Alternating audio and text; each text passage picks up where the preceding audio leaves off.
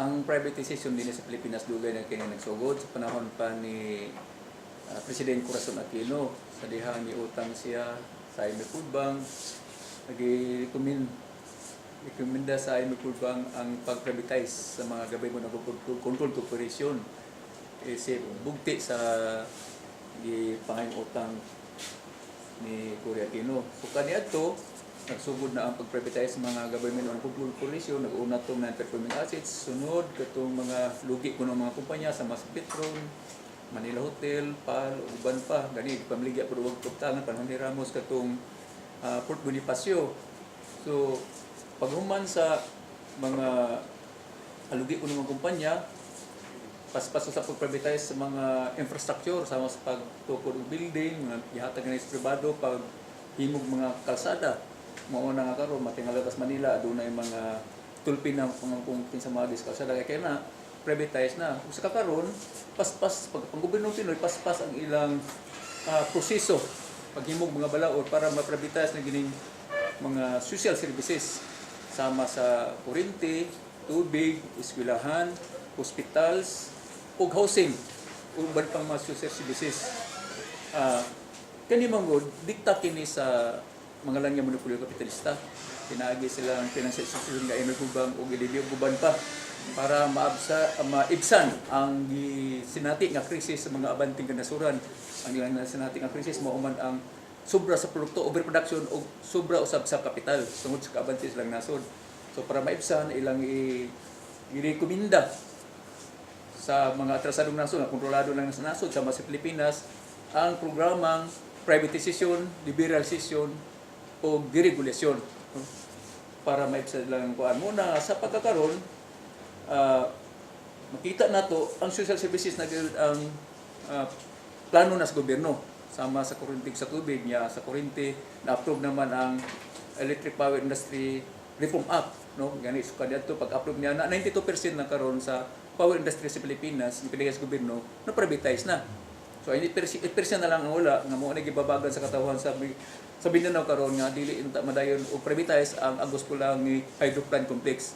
So sa pagkakaroon nanapoy Senate bill nga gusto paaprubahan sa atong gobyerno kanang Senate bill 2997 kang Angara nga diing gitawag og kini og Water Sector Reform Act. So kung kini ma-approve na kining maong balaod susama kini sa EPIRA no nga gi-privatize ang power industry. So bitabo nining Water Sector Reform Act number 297 i-privatize usap ang tanang water sector sa Pilipinas. So kibalo man taon sa epekto gyud sa mga ma-privatize ang mga water sector sa Pilipinas. So ang gyud mabalaka ang katawhan ini nga ma-privatize.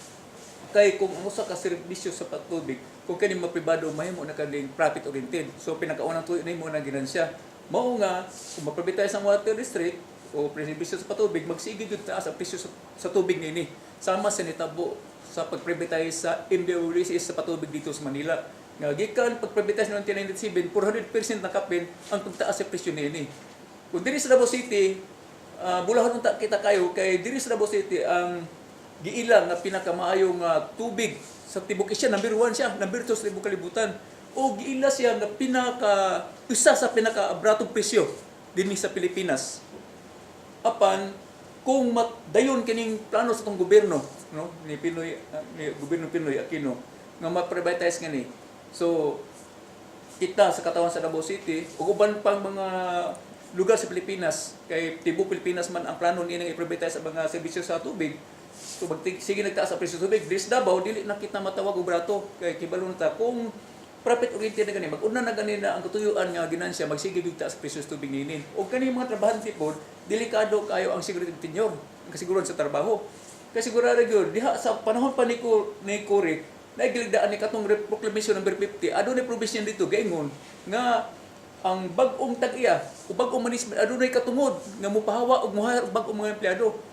Ako karon nga kapitalista, kung ako'y maka-angkol karon sa negosyo sa tubig, kinegosyo naman, pwede ako yung kuanon ang trabante. Katong daan trabante, ako tong tanggalon, kaya naman, dagko naman itong sweldo, yan na naman benepisyo, tanggalon, kaya ilisa na po contractual o casual nga, mahimo na ubos ang sweldo, wala kasiguran sa trabaho, so wala separation pay. So, usamot ka na ko yung ginansya. So, tuyo po karon naglaway ang mga kapitalista, lang yung kapitalista o ka ng mga lokal na ni kapital karon sa Pilipinas, pag-angkon sa mga water district, ug uban pang social services, kay kani social services gikinahanglan kay sa katawhan, pananglitan tubig, kuryente, hospitals, maningkamot ang tao makatagamtam ni ana, makakuha na ana. Kay kautumbas na ni ana kinabuhi, ilabi na sa tubig. So, but pasabot kung unsay itakda, unsay gusto sa kapitalista nga mo'y gusto ni targeton niya ginansya, mapugos yung pagpangita og tawo nga kuan niya, ibayad niya kay di man siya mabuhi kundi siya makainom og tubig, kundi siya angkon og kuan tubig. So, hantod sacrifice ang uban yung panginahanglan sa pamilya kay para lang ibayad sa tubig ug sa kuryente. So, usa na lang uban mga kuan, i-privatize pang education, so mumahal na usab mga tuition fee, hospitals, ug uban pa hasta housing. So, kaning privatization nga plano sa tong gobyerno nga so na pa hanya ipadayon ni Pinay karon, anti-worker kini, anti-workers ug anti-katawhan yun, anti-people nga mga balaod nun, mga programa. Gusto ngayon lang, ang trabahante, ug ang katawhan, ug katawhang Pilipino, in general, mag-iusag yun, batukan ni mga programa, kaya ang mabulahan na ni Mura, ang mga lang yung kapitalista, ug katong lokal nga ni kapital sa Pilipinas, ang atong serbisyo, labi na sa patubig, security, panigihan ng pipila katao, ug delikado kay gana, labi na sa tubig, kay mo man ang pinakauna batakal panginahanglan kung makontrol na ni sa pipila ka tawo, makontrol sa nila ang ekonomiya politika sa atong nasod. Busa padayon kami nanawagan sa katawhan, di lang sa Davao City kundi katawhan sa tibuok Pilipinas, naunta magiusa kita ato yung babagan o paggagong ng plano nga privatization labi na sa mga social services din sa Pilipinas. Diyan ang Gara Senate Bill 2997.